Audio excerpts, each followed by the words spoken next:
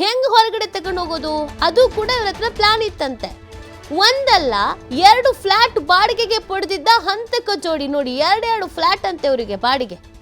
ಎರಡು ಫ್ಲಾಟ್ ಬಾಡಿಗೆ ಪಡೆದಿದ್ರೆ ಹಿಂದಿದೆ ರೋಚಕ ಸೀಕ್ರೆಟ್.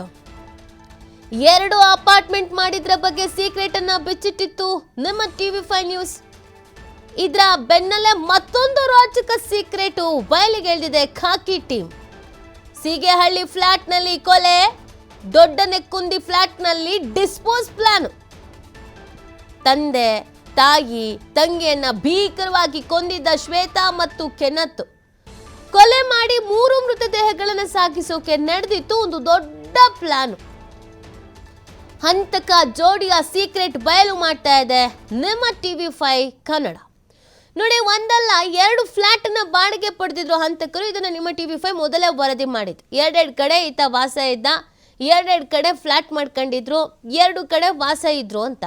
ಯಾಕೆ ಅನ್ನೋದು ಎಲ್ರಿಗೂ ಪ್ರಶ್ನೆ ಆಗಿತ್ತು. ಒಂದ್ ಕಡೆ ಕಟ್ಟಕ್ಕೆ ಬಾಡಿಗೆ ಇವ್ರ ಕೈಲಿ ಸಾಧ್ಯ ಆಗ್ತಿರ್ಲಿಲ್ಲ, ಅದಕ್ಕೆ ಅಂತಾನೆ ಸಾಲ ಮಾಡ್ಕೊಂಡಿದ್ರು. ಇನ್ನೊಂದು ಕಡೆನೂ ಯಾಕಪ್ಪ ಬೇಕಾಗಿತ್ತು ಫ್ಲಾಟ್ ಅನ್ನೋದು ಪ್ರಶ್ನೆ ಆಗಿತ್ತು. ಒಂದಲ್ಲಿ ಗರ್ಲ್ ಫ್ರೆಂಡು, ಇನ್ನೊಂದ್ರಲ್ಲಿ ಲವ್ವರು, ಆ ಥರನೂ ಚರ್ಚೆಗಳಾಗಿತ್ತು. ಆದರೆ ಇದೀಗ ಇವರು ಮರ್ಡರ್ ಆದ ನಂತರ ಬಾಡಿಯನ್ನು ಹೊರಗೆ ತೆಗೆದುಕೊಂಡು ಹೋಗೋದು ಹೆಂಗೆ ಅಂತಲೂ ಕೂಡ ಪ್ಲಾನ್ ಮಾಡ್ಕೊಂಡಿದ್ರು ಅನ್ನೋದು ಗೊತ್ತಾಗ್ತಾ ಇದೆ.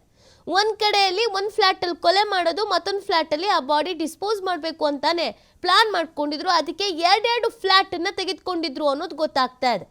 ತನಿಖಾ ಸಂದರ್ಭದಲ್ಲಿ ರಣರೋಚಕ ಮಾಹಿತಿಗಳು ಪೊಲೀಸ್ ಅಧಿಕಾರಿಗಳಿಗೆ ಸಿಕ್ಕಿದೆ.